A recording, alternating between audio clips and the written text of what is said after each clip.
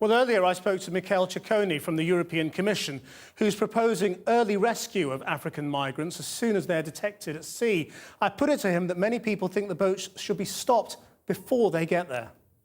You cannot stop or you cannot push back anyone who might be entitled to asylum or international protection coming to Europe. This is an obligation stemming from the Geneva Convention, but also from EU legislation. In the medium and long term, we have to become better at dialoguing and cooperating with third countries of origin and transit in two ways.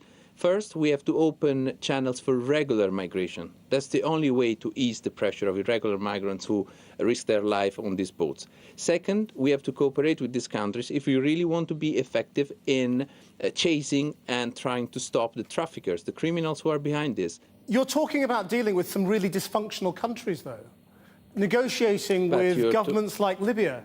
How would you do that to the point whereby you can get a functioning agreement?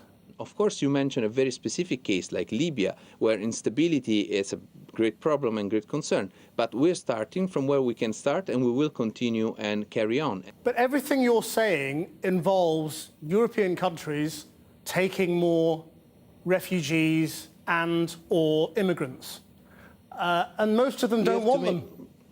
That's simply not the reality. Even now with the situation in Syria, we have Germany who is committed to resettle 5,000 refugees from refugee camps. So resettlement is one of the solutions, because those people who risk their life, often they are entitled to international protection through EU legislation and international legislation. Do you think that would feed in at all to things like the Golden Dawn movement in Greece, or UKIP in the United Kingdom, or all those political movements around Europe who are trying to resist migrants coming into their countries? Every time we don't manage in a consistent way migratory flows, every time that we do address it in a fragmented way, we play the game of those who, through their propaganda, xenophobic and often racist propaganda, try to get advantage of it.